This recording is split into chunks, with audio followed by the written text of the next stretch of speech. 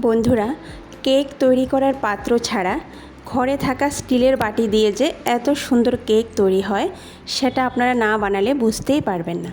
কারণ আমাদের অনেকের ঘরেই কেক মোল্ড থাকে না, কিন্তু স্টিলের বাটি আমাদের প্রত্যেকের ঘরেই থাকে। তাই আজকে আমি স্টিলের বাটিতেই কেক তৈরি করে দেখাবো। রাধে কৃষ্ণ বন্ধুরা, আমি টুলটুল, আর এই টুলটুলের রান্নাঘরে আপনাদের সবাইকে স্বাগত। আজকে আমাদের রেসিপি হলো আটা দিয়ে তৈরি কেক।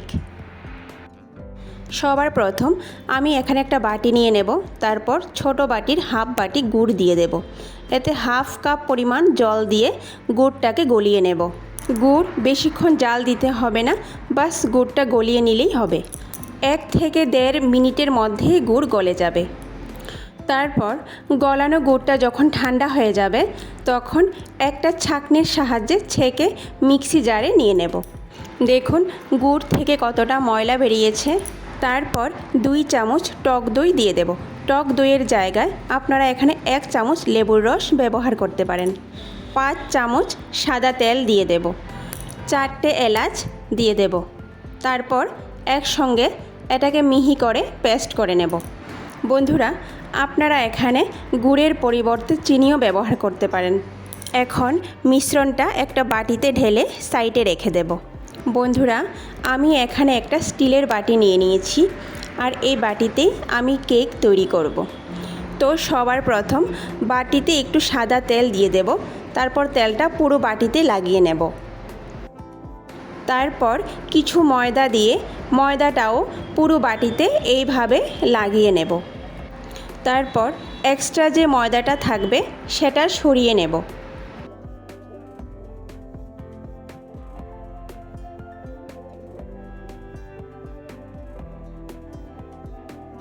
কেক তৈরি করার জন্য এখানে আমাদের বাটিও রেডি হয়ে গেছে।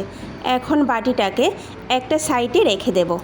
এখন এই গুড়ের মিশ্রণে আমি অন্য উপকরণ দিয়ে দেব।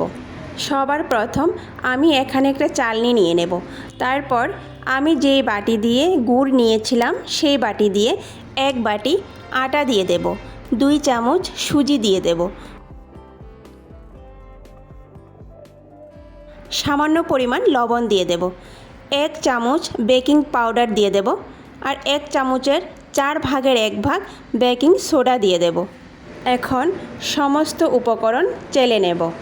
এখানে বাটিটা খুব ছোট হয়ে গেছে, সমস্ত উপকরণ বাটির বাইরে পড়ে যাচ্ছে, তাই আমি একটা থালায় চেলে নেব, পরে বাটিতে নিয়ে নেব।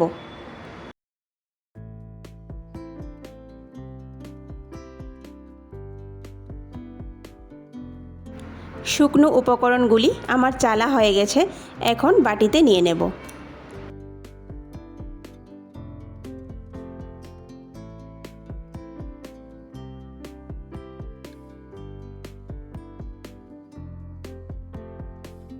এখন একই দিকে এইভাবে আস্তে আস্তে মিশিয়ে নেব।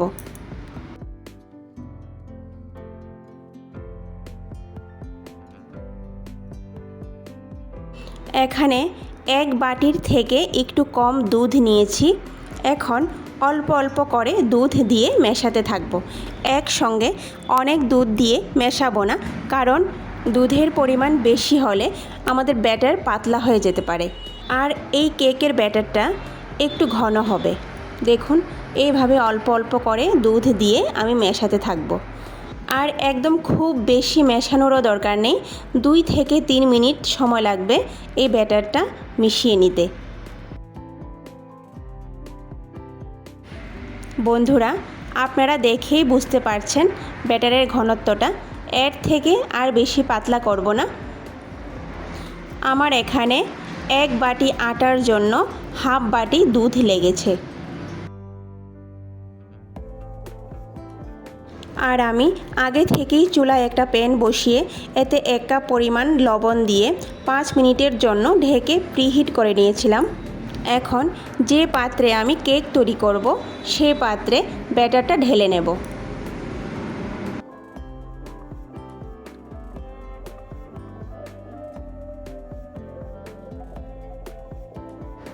তারপর 5 থেকে 6 বার এইভাবে বাটিটা একটু ঝাঁকিয়ে নেব, কারণ ভিতরে যদি কোনো হাওয়া থাকে তাহলে সেটা বেরিয়ে যাবে।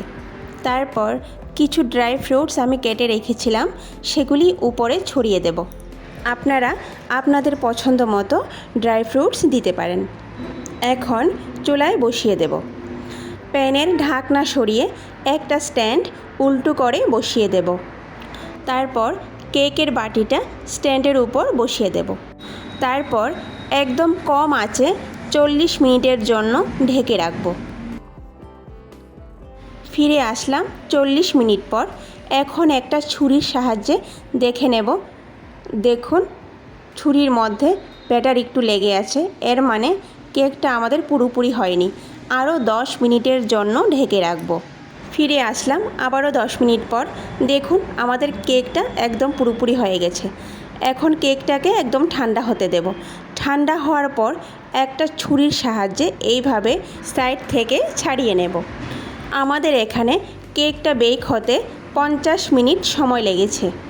এইভাবে কেক তৈরি করে 7 থেকে 8 দিন পর্যন্ত ঘরে রেখে খেতে পারবেন। সকাল সন্ধ্যা চায়ের সঙ্গে এই কেকটা আপনারা পরিবেশন করতে পারেন, বা বাচ্চাদের স্কুলেও এই কেকটা দেওয়া যাবে, কারণ এটা খুব হেলদি একটা কেক। বন্ধুরা, ভিডিওটি শুরু থেকে শেষ পর্যন্ত দেখার অনুরোধ রইল। আর ভিডিওটি যদি ভালো লাগে তাহলে সবার শেষে লাইক, শেয়ার আর সাবস্ক্রাইব করে দেবেন। নমস্কার। আর কমেন্টে জানাবেন কেমন হয়েছে। তাহলে আজকে এই পর্যন্ত, কথা হবে আবার পরের ভিডিওতে।